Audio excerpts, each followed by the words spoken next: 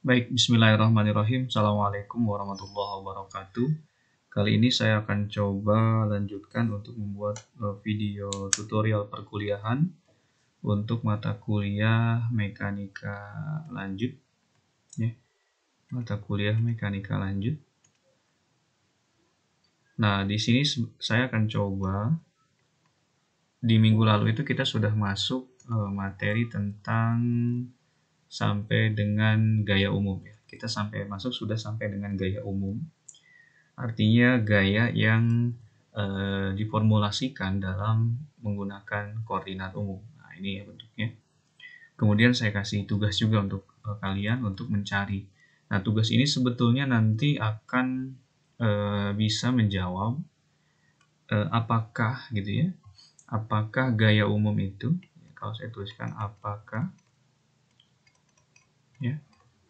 gaya umum itu hanya terdiri dari gaya saja, ya, atau dia ada terdiri dari yang lain, ya. Nah, gitu. Kalau seandainya gaya dalam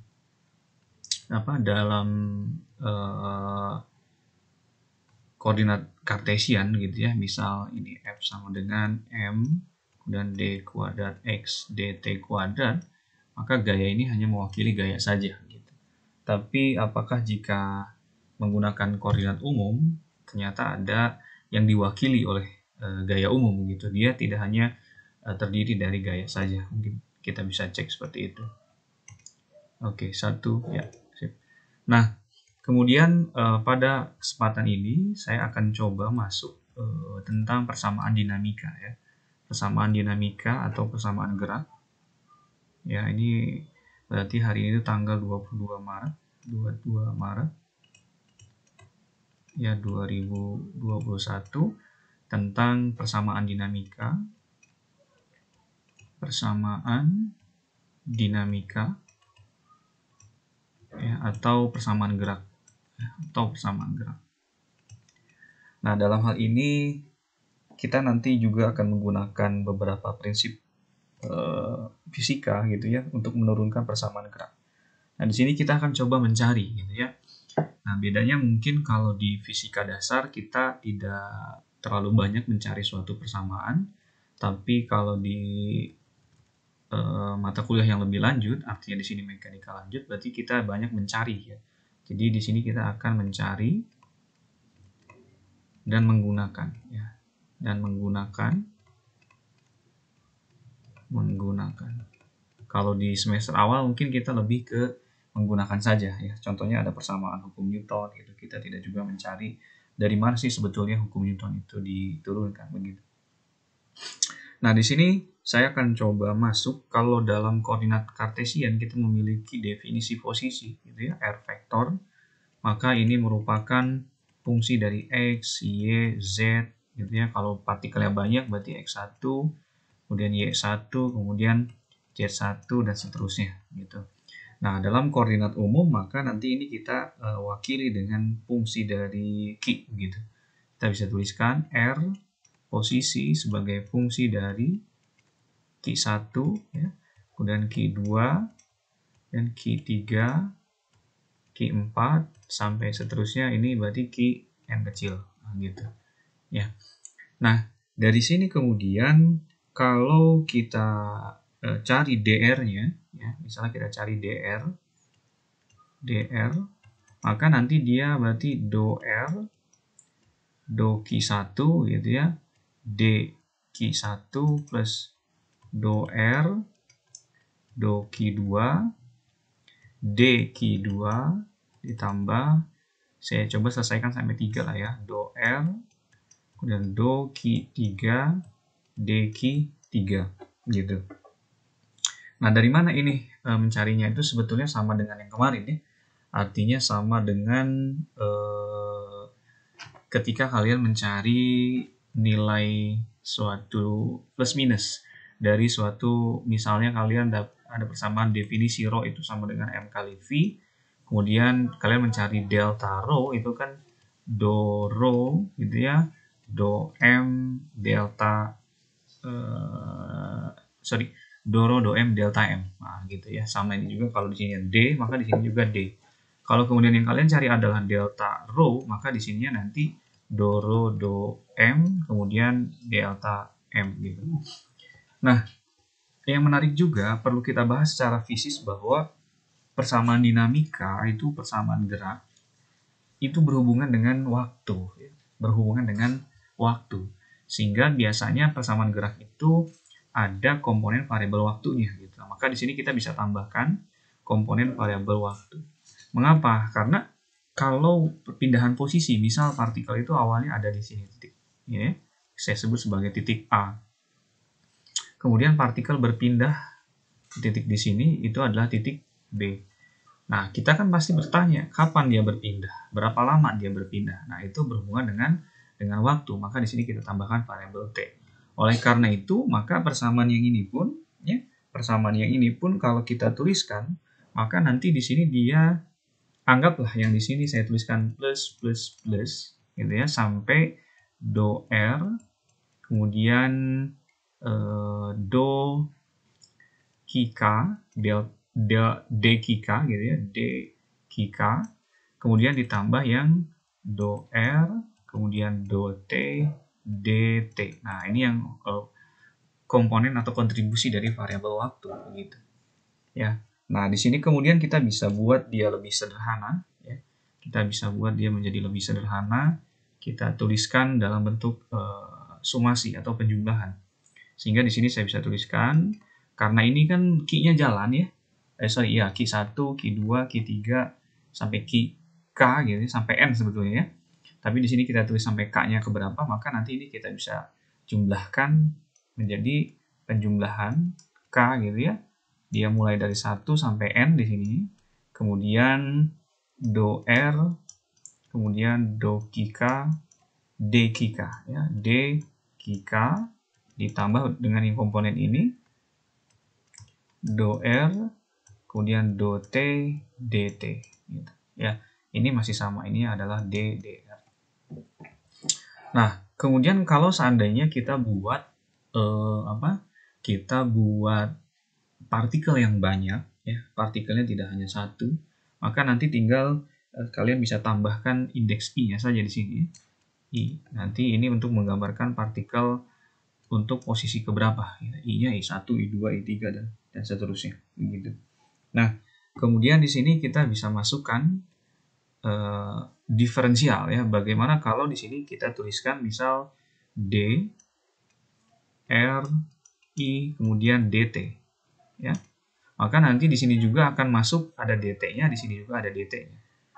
Maka ini bisa kita tuliskan menjadi sigma K kemudian do RI ya, do kika, kemudian ini d kika dt ya, kemudian ditambah do RI, kemudian do T. Nah, yang ini berarti menjadi dt dt. Nah, gitu ya. Dia kita diferensialkan. Nah, dari sini ya, bagian yang ini sebetulnya kita dapatkan dt didiferensialkan terhadap dt nilainya sama dengan 1. Nah, bagian yang ini kalau kita diferensialkan, maka dia menjadi k dot ya, k dot. Jadi dot itu adalah istilah untuk diferensial. Dot di sini saya kasih ya dot. Jadi saya tulislah dot. Ini saya kasih simbolnya bulat gini lah ya, gitu supaya membedakan dengan misalnya saya tulis i titik gitu. Jadi i titik ini khawatirnya dianggap sebagai i dot, bukan, tapi dot itu ini. Dan definisinya berarti dia adalah turunan terhadap waktu begitu. Ya, kalau kita tulis misalnya x ya atau dx dt itu kan berarti adalah x dot. X dot ini sebetulnya turunan posisi dari terhadap waktu itu adalah kecepatan. Nah, gitu sama saja ya. Oke. Nah, di sini akhirnya kita bisa tulis menjadi lebih sederhana. Nah, yang ini pun sama, ini berubah menjadi RI dot ya. Berarti di sini jadi R I dot. Ah, gitu ya. RI dot, kemudian yang ini tetap sama sigma K. Kemudian do RI, yang ini do kika, kemudian yang ini berarti kika dot gitu. Nah, yang di sini sisanya hanya do RI do T saja. Do RI kemudian do T saja gitu ya. Ini kita dapatkan bentuk seperti ini. Nah, kemudian kalau ini pun kita turunkan juga, misal ya, kita turunkan juga dia misalnya kita tuliskannya D ya, kita tuliskannya D, kita coba, atau kita coba masukannya itu adalah do ya. Misalnya kita diferensialkan do RI dot gitu terhadap do Q K dot. Nah, gitu ya. Maka nanti di sini dia akan mendiferensialkan ya. Berarti di sini tetap ada sigma K, kemudian do RI, do Q K. Nah, yang ini berarti jadinya do Q K dot gitu ya terhadap do Q K dot. Kemudian ditambah yang ini berarti do Q K dot gitu ya terhadap do RI do T. Nah, gitu. Ya, saya tuliskan hasil yang sebelah sini. Ya, ini nanti nilainya sama dengan 0 karena dia tidak memiliki variabel Q K dot gitu ya. Sehingga asumsinya sama saja seperti halnya variabel yang tidak memiliki variabel diturunkan, maka dia seperti konstanta, hasilnya sama dengan 0. Nah, yang ini do Q K dot diturunkan terhadap Q K dot, ini hasilnya sama dengan 1 gitu. Ya, sehingga kita bisa tuliskan do RI ya, do RI do Q K dot gitu ya. Saya tuliskan do RI dot do Q K dot ya. Ini sebanding dengan do RI do Q K. Ya, berarti sigma gitu do RI do Q K gitu ya. Ini kita ambil sampai di sini, kita ambil pemahaman yang pertama. Mudah-mudahan nanti ini bisa kita, jadi kalau saya tulis dalam yang merah, warna merah ya. Oke, nah ini ya. Berarti do RI dot do Q K dot itu sebanding dengan do RI do Q K. Gitu.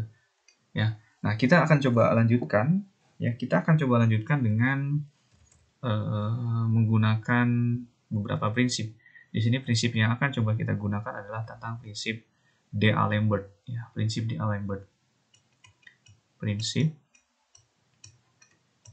D'Alembert.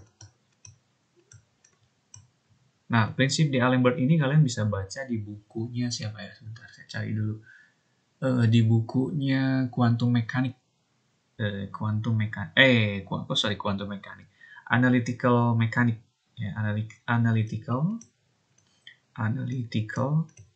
Mechanics. Ya, Mechanics. Bukunya Goldstein. Ya. Bukunya Goldstein. Ya, nanti kalian cari, ada di sini.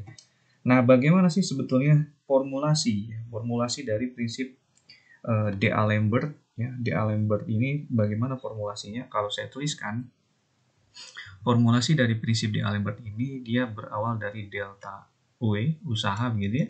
Ini akan sebanding dengan sigma I begitu. Kemudian di sininya ada Fi vektor ya dikurangi Mi Ri double dot, Mi kemudian Ri double dot. Nah, kalau dia double dot ini artinya dia didiferensialkan dua kali.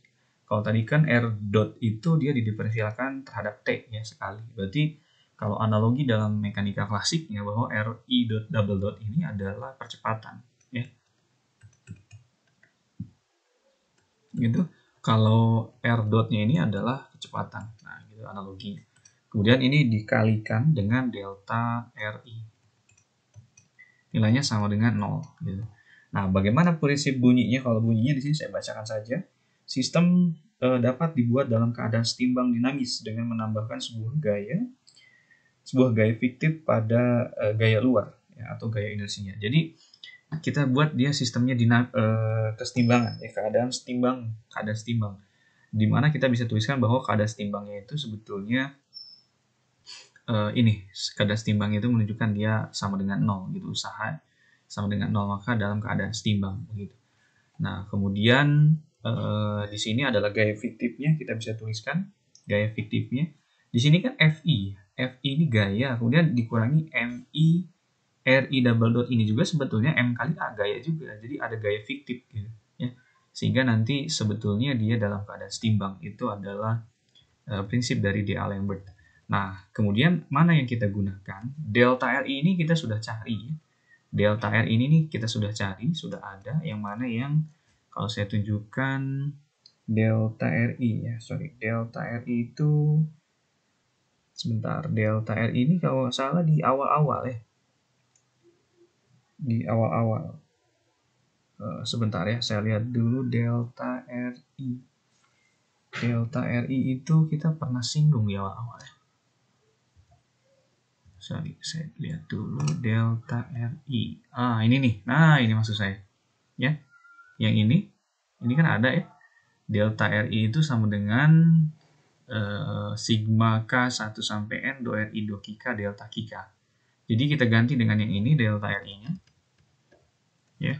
Jadi di sini saya tuliskan delta RI-nya ini berarti akan kita ganti dengan yang tadi ya. Berarti ini sebanding dengan, saya tulis sama dengan sigma K, kemudian do RI, do Kika, gitu, delta Kika. Oke, ya, gitu. Itu kita masukkan, begitu. Maka kita bisa masukkan ya, kita ganti dengan ini. Saya tuliskan di sini berarti delta W-nya sama dengan 0. Saya tulis ambil sama dengan 0-nya ya. Berarti di sini saya ambil sigma I gitu. Kemudian Fi min Mi, ini massa ya sebetulnya, Ri double dot. Nah, ini kemudian berarti sigma K gitu, do Ri, do Kika gitu, delta Kika ini sama dengan 0. Nah, gitu ya. Nah, kemudian di sini kita kalikan masing-masingnya ya. Kita akan coba kalikan masing-masingnya karena dia kan ada kurung ya, di dalamnya ada tanda minus. Kita akan coba kalikan masing-masingnya. Mungkin kita sampai sini dulu deh videonya ya, biar tidak terlalu panjang dibacanya. Nanti saya lanjutkan lagi. Oke, terima kasih.